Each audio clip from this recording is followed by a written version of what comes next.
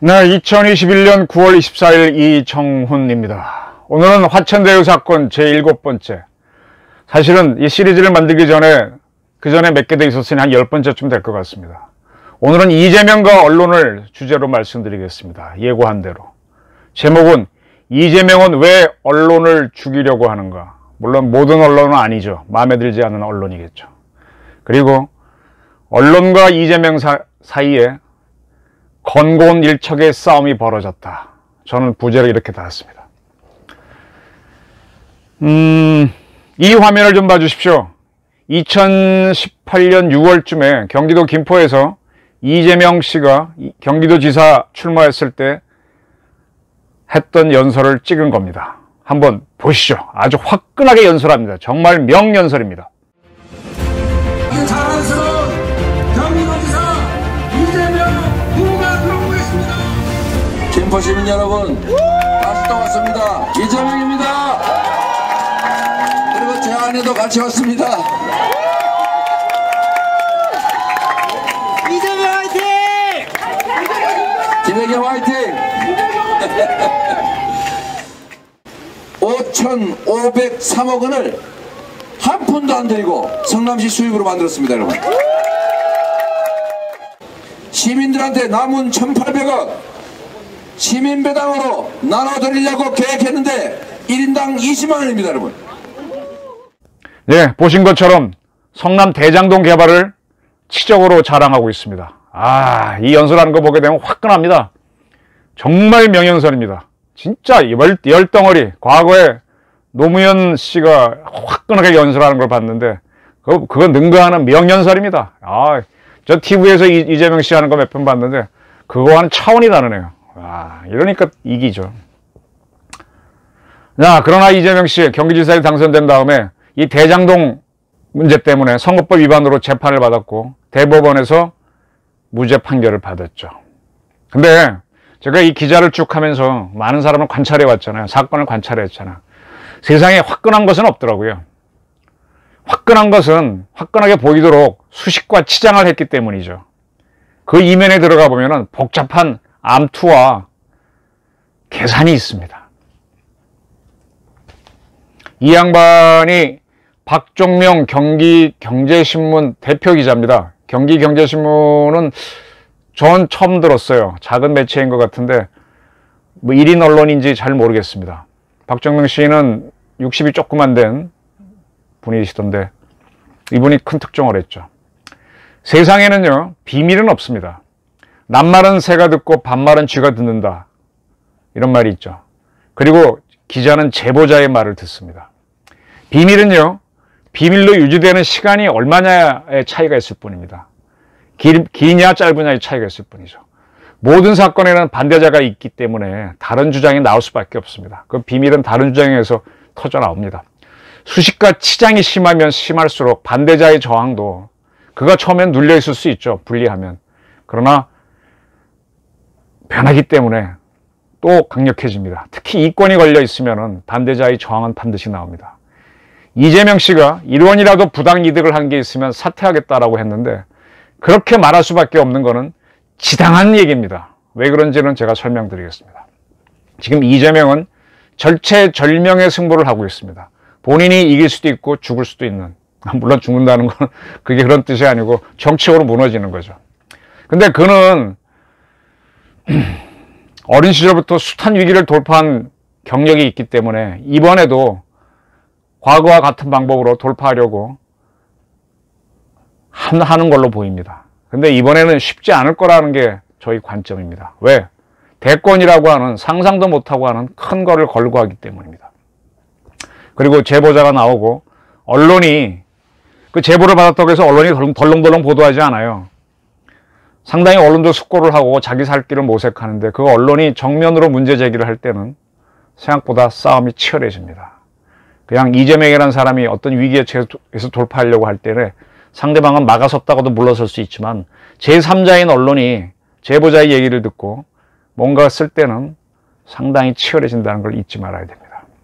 언론이 물고 늘어지기 시작하면은 생각보다 강력하다는 걸 알았으면 합니다. 뭐 이재명뿐 아니라 독자 여러분들도. 저도 사실은 저에 대해서 기자들이 물고 늘어지면 저도 기자들이 두렵습니다. 이 기사를 봐주십시오. 아까 설명드린 박종명 경기경제신문 대표기자가 2021년 8월 31일 경기경제신문에 기자수첩란에 쓴 겁니다. 최초로 화천대유 게이트를 보도한 기사이죠. 이 기자수첩의 제목은 이재명 후보님 주 화천대유 자산관리는 누구 것입니까? 지금 많은 독자, 시청자 여러분들이 궁금해하는 질문을 지난 8월 31일 박종명 기자가 던졌습니다. 이 기사는 인터넷 들어가면 찾을 수 있으니까요. 제가 화면에 띄워놔서 보셔도 되고 너무 작아서 확대가 안 되면 직접 찾아보십시오. 이 기사에는 이런 내용들이 몇 가지가 있습니다. 눈에 띄는 대로 발췌해서 읽어드리겠습니다. 성남시 분당구 대장동에서 임금이 난다는 전설이 있습니다. 이게 이재명일 수도 있겠죠. 이 회사들, 화천대유와 천화동인을 가리킵니다.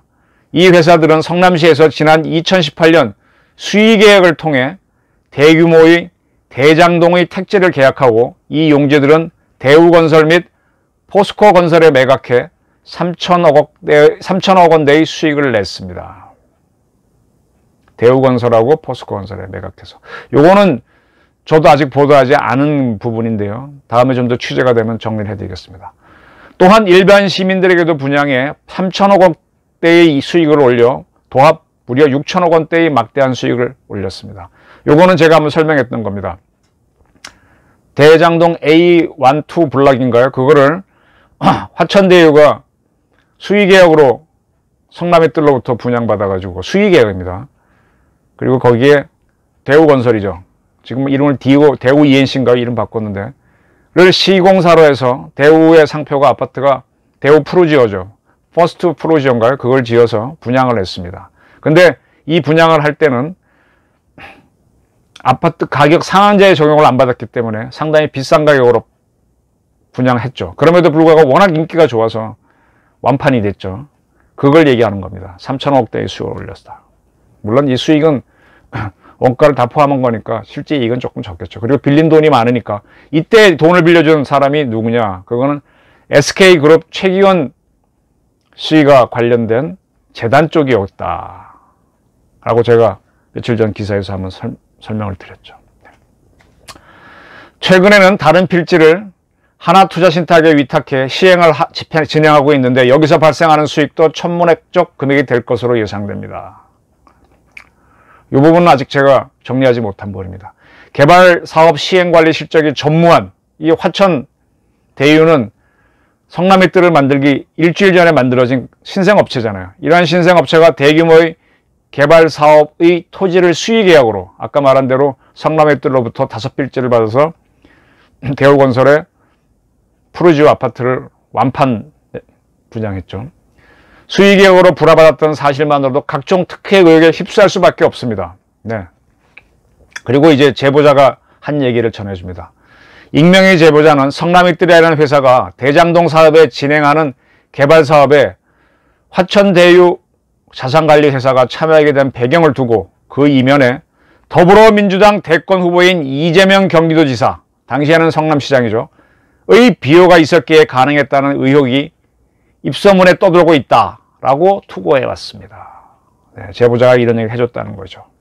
그리고 이 제보자는 지난해 금감원 공시자료에 따르면 화천대유에 배당된 금액만 998억, 그리고 김모 씨로 추정되는 최대 주주에게 473억이 대여됐습니다. 이 많은 돈을 김모 씨는 어디에 사용했을까요? 이 김모 씨는 화천대유의 창업자라고 하는 경제지 출신 김만, 그 이상은 안 밝히겠습니다. 그분을 얘기하는 거죠. 그리고 제보자는 시민들은 이재명 후보가 몸통이 아니라고 믿고 싶어 합니다. 이재명 후보가 내세우는 공정과 정의 그리고 성과의 깃발에 국민들은 환호합니다. 아까 첫 번째, 이재명 씨가 대장동 개발에서 5천억 원을 민간업자로부터 받아내서 성남 시민에게 돌려줬다. 국민들이 얼마나 좋아하는, 성남 주민들이 좋아하는 대목입니까? 그 부분을 얘기하는 거죠. 하지만 거짓을 진실로 현혹시켜 판단을 마비시킨다면 이것에 대한 폐해는 온전히 국민에게 돌아갑니다. 민주당이 더 망가지지 않도록 대선 후보자로서 정직한 답변을 기대합니다. 민주당이 다시 집권하기 위해서는 후보의 용기도 필요하다는 점을 강조했습니다. 네. 그럼 저희 아까 설명을 건네띄었는데 화천대유의 배당이 998억이라고 그랬지 않습니까? 근데 여기서는 건네띄었지만은 천화동인에 또 3,100억이 있어서 둘을 합치면 4,040억이 되죠. 그럼 어떻게 됩니까? 아까 두 개 사업으로 6천억, 4천억. 도합 1조 원의 수익을 올린 겁니다. 화천대유. 물론 거기서는 원가가 있고 빌린 돈이 있고 다 돌려줄 돈이 있기 때문에 또 상당히 빠지겠지만 어마어마한 겁니다. 그리고 이 제보자는 이명박 후보에게 BBK는 누구의 것입니까? 라고 물었던 상황과 이재명 후보에게 화천대유는 누구의 것입니까? 라는 질문이 겹치지 않기를 바랍니다. 라고 했다라고 밝혔습니다. 이 박정명 기자가 이번 사건의 거의 본질을 첫 보도에서 콱 찌르고 들어간 겁니다. 이건 거의 완벽한 제보가 있었다는 얘기죠. 물론 제보자도 원사이드 하겠지만은 사건 전체를 보고 있는 거는 거의 확실하다는 뜻입니다. 그리고 박정명 씨는 9월 1일 화천대유의 고문 변호사라는 사람, 누굴까요? 그때 고문 변호사가 권순일 전 대법관이었던 걸로 기억하는데 그분일까요? 아니면 다른 사람이었을까요? 그건 모르겠습니다. 고문 변호사가 이 기자 수첩 내용은 명백히 허위라며 오늘 바로 삭제하지만 민형사소송을 제기하겠다라고 했다고 전했습니다. 이에 대해 박정명 기자는 문제가 된 기자 수첩 내용에 대해 반론이나 해명할 기회를 충분히 드리겠다라고 했는데 화천대유의 고문 변호사는 무조건 기자 삭제를 하라라고 요구하다가 허위 사실에 의한 명예훼손 혐의로 경찰서에 고소장을 했다고 합니다. 그렇게 박정명 씨는 그 후에 밝혔죠. 이러한 박정명 씨가 지난 9월 8일 날 두 번째 보도를 합니다. 역시 기자수첩으로 보도를 합니다. 제목은, 이 기사는 지금 화면에 다 띄운 이겁니다. 제목은 이재명 후보님 화천대유라는 적폐 공동체를 해체시켜 주십시오. 지금 제가 이 화천대유 사건을 지금 7회에 걸쳐서 거의 10회에 걸쳐서 쭉 끌고 오고 있는데 제가 가야 할 종착점을 이미 박정명 기자는 다 던져놨습니다. 이 기사에는 이런 내용이 있습니다. 제보자를 근거로 합니다. 여기에 7개의 자회사, 화천대유, 7개의 자회사는 천화동인에 있는 7호, 천화동인 1, 2, 3, 4, 7호 그걸 얘기하죠. 그거 외에 4개가 더 있다. 근데 그 회사의 이름은 주역의 궤 중에 낮은 것보다 더욱 낮추라는 것이 지산겸인데 그 지산겸이라는 회사가 있고 더 불리함이 없다라는 휘겸 주역에 있는데 휘겸계를 딴 휘겸이라는 괴가 있고 휘겸이라는 회사가 있고 경영 컨설팅을 하는 NSJ 홀딩스와 아이원 코퍼레이션이 있다라고 밝혔습니다. 이 지산겸은 2020년 1월 3일, 휘겸은 2020년 10월 7일 설립됐는데 두 회사는 천화동인과 같은 부동산 개발, 공급, 매매, 임대업을 목적으로 하는데 주소지는 천화동인도 그렇지만 화천대유 본점이었습니다. 주소에 갔습니다. 그리고 NSJ 홀딩스는 2015년 6월 11일 천화동인과 같은 날 설립돼 화천대유 본점의 주소를 뒀었습니다. 역시 그렇게 제보자가 밝혔죠. 그리고 아이온 코퍼레이션은 어떤 회사다고 설명해놨습니다. 그리고 제보자는 후보님, 이재명이죠. 후보님이 최근 경기도 공공기관장에 임명한 이 동그라미 주씨, 이한주 씨죠. 공정기관장이라고 하면 경기연구원이죠. 이한주님의 친동생이 천화동인 1호의 이 동그라미 성 대표라고 밝혔습니다. 이한성 전 국회의원을 얘기하는 거죠. 이건 이미 공개됐으니까 저도 설명드리겠습니다. 이러한 맥락으로 볼 때 화천대유와 후보님과 아무런 관계가 없다고 부연할 수 있겠느냐고 반문하며 제보자는 뭐라고 했습니다. 네. 이재명 씨와 가장 가까운 이한주 씨의 친동생이 천화동인 1호이니 천화동인하고 이재명 씨는 관계가 있지 않느냐라고 반문했다는 겁니다. 또한 그 제보자는 2020년 말 공시자료에 나와 있는 NSJ 홀딩스가 받은 배당금은 441억 4천만 원입니다. 이 회사는 김 동그라미 배, 제가 아까 김만 그 다음에 밝히지 않는데 다 나왔네. 김만배 씨, 머니투데이에서 부국장까지 했던 법조 출입 기자죠. 화천대유의 설립자이고 최대 주주죠. 의 동생 김 동그라미 배 씨가 이사로 활동하고 있다. 뭐 이것도 언론이 다 보도했습니다. 이런 걸 쭉 보도하면서 이게 뭐냐 이겁니다. 그리고 제보자는 성남 대장동 개발을 기획한 이재명 후보자님께서는 개발 이익에 대해 개인이 독식하지 못하도록 공영 개발을 하셨다고 자랑했습니다. 그런데 결과는 막대한 이익을 이재명 후보와 관련 있는 사람들로 보이는 사람들이 가져갔고 지금도 가져가고 있습니다. 그죠? 화천대유나 천화동인에서 우선 보통주를 갖고 있다고 상당한 배당금을 가져왔고, 또 화천대유가 수의계약으로 땅을 불화받아서 시행자가 됐고, 그런 것들이죠. 이재명 후보님이 모르신다면 이들은 이재명 후보님을 속이는 경제적 적폐 공동체입니다 라고 제보자가 말했다고 써놨습니다. 그리고 마지막으로 제보자는 이재명 후보와 관련 있는 사람들입니다. 이재명 후보님께서 박근혜 적폐 청산을 외치셨듯이, 박근혜 적폐를 청산하라고 이재명이 외쳤죠. 이 후보님 본인과 관련된 적폐 공동체를 조속히 해체시켜 주셔야 합니다. 적폐 공동체를 그대로 두고 이재명 후보님이 대통령이 되면 나라가 거덜날 것이 뻔하기 때문입니다 라고 제보자는 나라 걱정을 했다고 써놨습니다. 이어서 이때쯤은 이제 박정명 씨가 명예훼손으로 고발이 됐으니까 그 이야기를 씁니다. 형법은 공연히 진실한 사실을 적시하는 경우에도 명예훼손죄로 형사처벌할 수 있도록 되어 있습니다. 맞습니다. 사실을 공개해도 명예훼손이 성립됩니다. 하지만 그 행위가 진실한 사실로서 공공의 이해에 관한 사실이거나 적시의 목적이 오로지 공익을 도모하기 위한 것이라고 인정될 경우는 처벌하지 않는다라고 적시하고 있습니다 라고 써놨습니다. 예, 명예훼손으로 고발한 것에 대해서 의견을 밝힌 것이죠.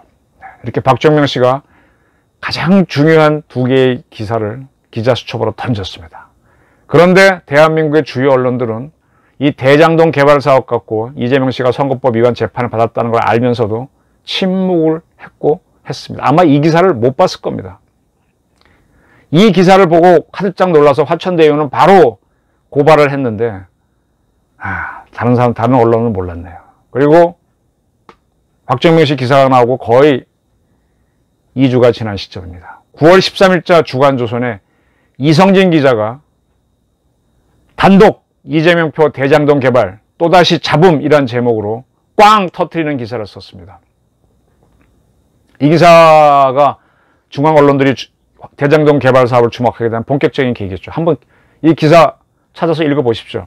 젊은 기자가 잘 썼습니다. 이 기사에는 이 사업의 자금 흐름을 접한 전문가들 사이에선 기업체 간 자금 흐름의 종착지를 확인할 필요가 있어 보인다라는 분석이 나온다는 내용이 있습니다. 딱 이거죠.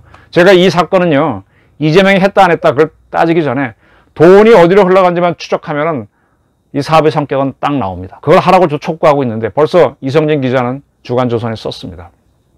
주간조선하고 제가 주로 기사를 쓰는 주간동아는 경쟁지인데 우리 주간동아가 물먹은 게 좀 안타깝지만 어쨌든 주간조선이 하는 거는 경쟁자의 입장에서 저는 박수를 칩니다. 이 기사에는 화천대유의 직원 수는 16명이다. 실적으로 보면 화천대유는 동종업계, 아웃소싱이나 기타 등을 하는 동종업계에서도 독보적이다.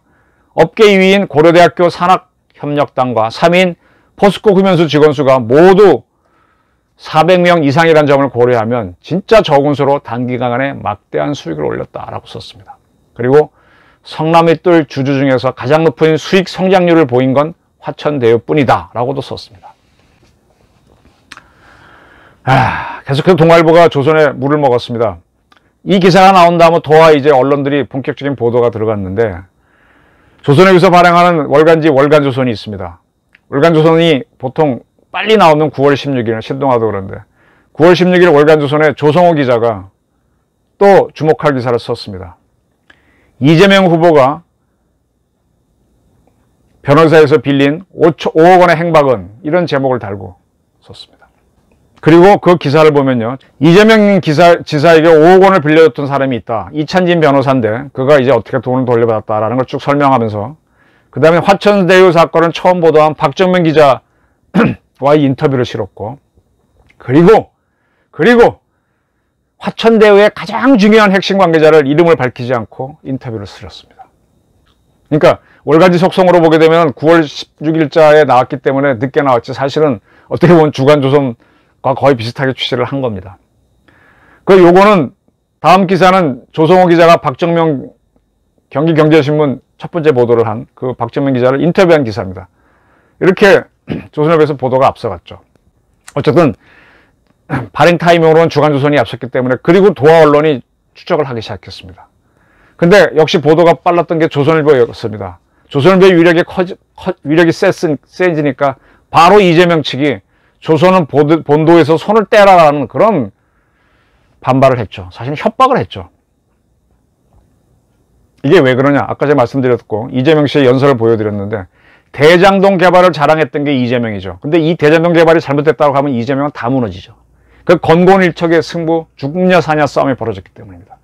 지금은 동아일보도 굉장히 속보로 따라가서 또 중앙도 열심히 따라가서 또 조선과 치열하게 경쟁하고 있습니다. 이게 어떤 현상이냐? 제 기자로서 늘 해보면 언론끼리의 경쟁이 붙는 겁니다. 최순실 사건 때처럼 4년 전에 있었나요? 보도 경쟁이 붙으면은 그 경쟁을 끝내는 게 쉽지 않습니다.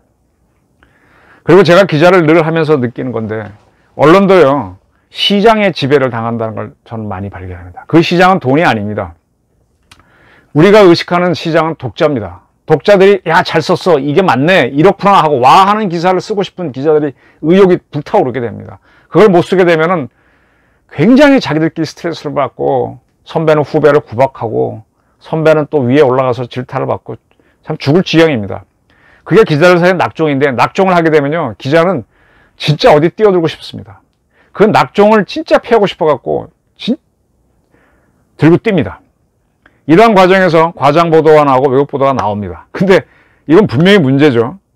조선일보도 오보를 냈었어요. 이재명 아들이 천화동인의 직원이었다. 과장 왜곡 보도가 나옵니다. 근데 가끔은 이런 가장 왜곡 보도가 더 큰 여론을 일으키는 경우가 있습니다.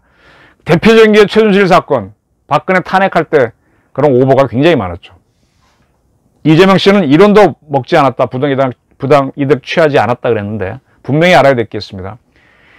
1점도 받지 않은 사람이 박근혜입니다. 근데 그러한 박근혜 전 대통령을 최순실과 경제 공동체 관계다. 그리고 돈을 안 받았음에도 불구하고 묵시적으로 청탁을 받았다라고 해서 기소를 했던 게 지금 윤석열 씨가 있던 특검이었죠. 그 징역을 굉장히 오래 살고 있습니다. 이러한 경제 공동체하고 묵시적 청탁이 박근혜에게만 적용되면 그건 말이 아니죠. 1원을 안 받아도 이렇게 됐었습니다. 언론이 취재 경쟁 들어가게 되면 수사를 할 수밖에 없는 분위기가 만들어집니다. 공수처와 검찰이 나서지 않겠죠. 권력의 눈치를 보고. 그러면 여론이 강력해지면 특검을 요구하게 됩니다. 특검은 오히려 더 권력의 눈치를 안 보고 수사할 수 있습니다. 가끔은 과잉 수사도 합니다. 박근혜 사건을 수사할 때 박영수 특검이 움직였는데 지금 보게 되면 박영수 특검은 굉장히 오버했습니다. 그 박영수 특검이 포항의 수산업자 사건, 이번에 화천 대유 게이트에 연루된 걸 보면 문제가 있는 사람인데 특검으로 임명했죠. 그러니까 박근혜 사건도 과잉 수사를 했던 거죠. 아까 말한 대로 묵시적 청탁이 있었다. 경제 공동체라 해서 그걸 갔던 거. 근데 문제는 법원입니다. 검찰이 그렇게 특검이라고 하는 검찰이 이렇게 오버해가지고 기소를 했으면 그거 아니다라고 받아줘야 되는데 대한민국 법원 3심까지 갔는데 경동 공동체와 묵시적 청탁을 인정해서 박근혜한테 큰 유죄를 때렸어요. 그러니까 오보 과잉 보도가 재판까지 영향을 끼칩니다. 다 엉터리가 되는 거죠. 이러한 불이익은 박근혜만 받으란 법이 없습니다. 이재명 씨는 받고 싶지 않으니까 1원도 부정 이득이 없었다 그랬는데 글쎄 그걸로 모든 게 면피가 될 수는 없겠죠. 이러한 취재 경쟁을 막으려면 오보나 과잉 취재를 한 기자를 잡는 게 가장 좋은 방법입니다. 그 좋은 사례가 밸류 인베스트 코리아 하고 유시민 씨 등 정권 실세와의 관계를 추적했던 채널A 이동재 기자를 잡아넣었던 사건이 대표적이죠. 누가 잡아넣었나요? 문재인 정권이 그렇게 했죠. 방법을 어떻게 했습니까? 이동재 기자하고 한동훈 검사장을 엮어버렸죠. 윤석열 측근이라고 하는 한동훈을 엮어버렸죠. 이를 해서 어떻게 했습니까? KBS, MBC를 이용했죠. 권력이 이용했다고 단언할 수는 없지만 어쨌든 지모 씨가 중간에 나서서 MBC가 나서갖고 권한유착으로 꾸며서 몰아갔습니다만 실패했습니다. 한정훈 씨는 아예 기소도 못했고 이동재 기자는 결국 무죄 판결을 받았습니다. 이렇게 해서 이러한 사건 속에서 밸류 인베스트 코리아하고 유시민 등 권력 실세와의 정권 실세와의 관계에 대한 관심이 시들해졌습니다. 이동재 기자를 잡아넣는 데 실패했지만 어쨌든 밸류 인베스트 코리아를 둘러싼 권력 실세와의 관계를 추적하는 분위기를 깨는 데는 크게 성공했습니다. 사실 이 사건이 제대로 취재가 됐으면 정치인들이 어떻게 정치장을 만드는지 밝혀지는 좋은 기회였는데 좀 아쉽죠. 때문에 언론이 조심해야 될 게 사소한 오보입니다. 아까 제가 설명드렸지만 이재명 씨 아들이 천화동인의 직원이었다고 종합선거가 보도했었죠. 아니니까 바로 정정했는데 그건 잘한 겁니다. 권력은 그런 작은 실수를 오보를 갖고 전체를 뒤집으려고 하니까 바로바로 틀리면 수정해야 됩니다. 언론이 하다 보면 과잉 보도, 왜곡 보도 하는데 조심해야 됩니다. 하지 말아야 됩니다. 어쩔 수 없어 했으면 바로 수정하면 되고요. 제가 쭉 보면은 제가 기자를 하면서 겪은 정권이 노태우 정권 때 시작돼가지고 꽤 많은 정권이죠. 전두환 정권 눈으로 봤고 박정희 정권은 학생으로 봤고 했는데 그때의 정권들은 제가 커서 봤던 전두환 정권까지도 자신이 잘못한 게 있는 경우에서 언론이 마구 떠들면 인정을 합니다. 죄송합니다 라고 하거나 죄를 받습니다. 그리고 아주 자기가 억울할 수도 있는데 많은 언론과 국민이 여론이 원하면 받아들입니다. 물러나라고 하면 물러납니다. 근데 문재인 정권 사람들은 다릅니다. 제가 수지킴 사건을 특종한 기자라고 많이 소개되는데 수지킴 사건 쓰니까 그 한참 지난 다음에도 장세동 씨는 미안하다 하고 인정을 하더라고요. 근데 문재인 정권 사람들은 다릅니다. 가장 대표적인 게 최순실이 돈이 얼마다 하고 떠들었던 안민석 의원이죠. 거기에 대해서 법원이 1억 원 배상하라고 판결하니까 안민석 씨가 어떻게 반응하고 있습니까? 이런 사람들하고는 과거와 같은 방법으로 싸워서는 통하지가 않습니다. 새로운 싸움을 해야 됩니다. 이러한 권력과의 싸움은요, 사실은 언론이 합니다. 검찰, 경찰 할 것 같죠? 권력이 시켜서 할 때는 서슬프르게 하지만 권력을 상대로 못 싸웁니다. 공수처 더 못합니다. 국정원요? 아이고, 군도 못합니다. 이러한 상태에서는 입법부가 해야 되는데 입법부에 있는 야당이 해야 되는데 야당도 워낙 소수당이고 지금은 3분의 1밖에 안 되고 또 그들도 그렇게 싸워갖고 득표에 도움이 안 되거나 또 여권이 나중에 공격할 걸 의식하면 못 싸웁니다. 결국은 언론이 주도해서 판을 만들어주면 야당이 따라옵니다. 근데 이 언론의 양점이 수사기관이 아니다 보니까 오보를 낼 수 있습니다. 요때가 이제 권력은 찬스죠. 그때마다 징벌을 가하면 언론은 죽을 수 있습니다. 이동재 기자를 그렇게 엮으려고 했던 거죠. 제가 그래서 이동재 기자 사건을 제 이 유튜브에서 별도의 하나의 섹터로 딱 잡아놓고 있는 거, 지금 화천대유 사건처럼 잡아놓은 게 바로 그것 때문이었습니다. 바로 그렇게 하면 언론을 죽이기만은 또 문제이기 때문에 언론자유는 광범위하게 인정해 줍니다. 언론의 오보는 민주주의를 위해서는 어느 정도 필요하다라고 보았기 때문에 아까 명예훼손죄는 좁게 해석해도 언론이 보도한경우는 넓게 봐주는 겁니다. 이걸 파고드는 법조인들이 있죠. 저도 항의원 사건에서 한번 당해봤고요. 지금 문재인 정권이 언론중재법을 다시 만지작거리고 있습니다. 징벌적 오보나 과장 보도한 언론에 대해서는 징벌적 손해배상을 가하겠다는 거죠. 네, 언론 아주 죽이고 싶을 겁니다.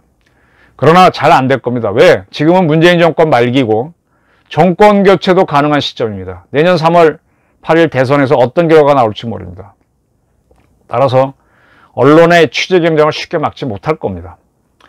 분명한 거는 성남이 아니었으면 이재명의 신화, 대장동 신화는 만들어질 수 없습니다. 억강부약, 강한 거를 억제하고 약한 것을 부추겨주는 화천대유를 하려면, 화천대유가 그런 뜻이잖아요. 이재명 씨가 아주 좋아하는 말이 억강부이고, 그러려면 부가 있어야 됩니다. 부를 창출할 수 있어야 됩니다. 남판교를 품고 있던 성남이 바로 남판교가 대장동이죠. 성남이 그러한 곳입니다. 결국은 지금 아까 이재명 연설에서 봤듯이 이재명 씨가 한 게 뭐예요? 민간업체가 벌 수 있는 거를 부당하게 벌 수 있는 걸 뺏어가지고 성남 주민에게 줬다. 응? 전 주민한테 20만 원씩 주려고까지 했다. 나는 일찜에다 홍길동이다 이거잖아요. 일찜의 홍길동도요. 부가 나오는 곳이 있어야 하는 겁니다. 이재명 씨가 경상북도나 강원도, 전남의 오지의 군수였다면 대장동 신화는 꿈도 못 꿉니다. 일찜의 홍길동은 웃기는 소리가 되는 거죠. 무슨 얘기냐? 일찜의 이재명, 홍길동 이재명, 대장동의 이재명은요. 이재명의 실력이 아니라 성남이라고 하는 환경이 만들어준 겁니다. 이걸 놓치면 곤란합니다. 자, 이 화천대유 게이트는 이재명의 운명을 가르는 일전입니다. 가장 강력한 언론과 그래도 강력한 언론이 맞붙었습니다. 이재명이 당선돼도 언론은 아마 언론의 길을 갈 겁니다. 보수 정권에 빌붙었다고 비난받은 언론이 있었죠. 보수 언론에 대해서 주로 항했습니다. 그러나 좌파 정권을 옹호해주는 언론도 있습니다. 그리고 앞으로도 나올 겁니다. 그 둘의 다툼에서 누가 진정한 언론인지 이재명과의 싸움에서 드러날 겁니다. 이재명을 지지하는 세력은 친일 부의를 했다고 한 언론이 있다고 몰아세웠었죠. 근데 그러한 언론이 부정부패와도 싸움을 해왔다는 부분을 놓치지 말기 바랍니다. 그리고 제가 쭉 지켜봤지만 젊은 기자들은요, 의외로 순수하고 정의감이 있습니다. 이재명 측에서 언론을 죽이려고 하는데 그에 맞서서 취재 경쟁에 나선 기자들이 어떠한 보도를 하는지 지켜보시기 바랍니다. 제가 아까 결혼한 젊은 기자들의 이름, 박정명 씨는 좀 나이가 있지만 의외로 통화해보면 맑고 밝은 사람들이 많습니다. 이재명 신화와 취재 경쟁에 붙은 언론이 치열하게 싸우는 구도가 만들어질 것입니다. 지켜보시기 바랍니다. 감사합니다.